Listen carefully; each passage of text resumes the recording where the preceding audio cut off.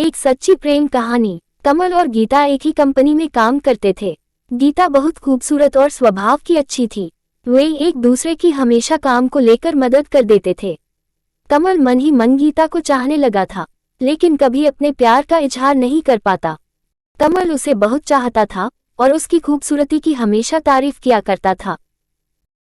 समय बीतता गया। एक दिन कमल ने गीता से अपने दिल की बात कह डाली। गीता भी कमल के अच्छे स्वभाव व व्यवहार से काफी हद तक उसे चाहने लगी थी।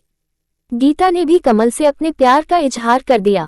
कुछ दिनों बाद दोनों ने एक दूसरे से शादी कर ली। लेकिन कुछ महीनों के बाद गीता को एक बीमारी के कारण चेहरे पर दाग पड़ गए और धीरे धीरे उसकी खूबसूरती जाने लगी। खुद को इस तरह देख उसके मन में डर सताने लगा कि यदि वह बदसूरत हो गई तो उसका पति उससे नफरत करने लगेगा और वह उसकी नफरत सहन नहीं कर पाएगी। इस बीच एक दिन कमल को किसी काम से शहर से बाहर जाना पड़ा। काम खत्म करके जब वह घर वापस लौट रहा था, उसका एक्सीडेंट हो गया।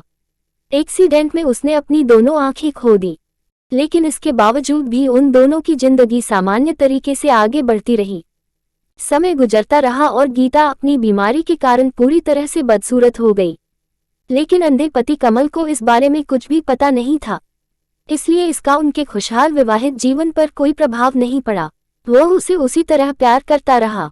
एक दिन अचानक गीता की मौत हो जाती है। कमल अब अकेला हो चुका था। वह बहुत दुखी था। वह उस शहर को छोड़कर जाना चाहता था।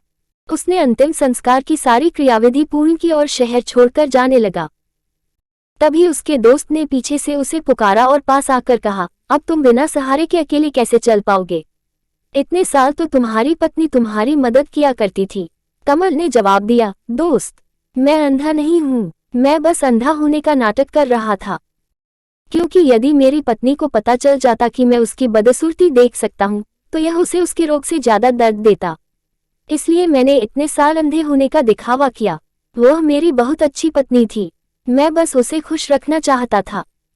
दोस्तों, इस कहानी से हमें यह सीख मिलती है कि खुश रहने के लिए हमें भी एक दूसरे की कमियों के प्रति आंखें बंद कर लेनी चाहिए और उन कमियों को नजरअंदाज कर देना चाहिए।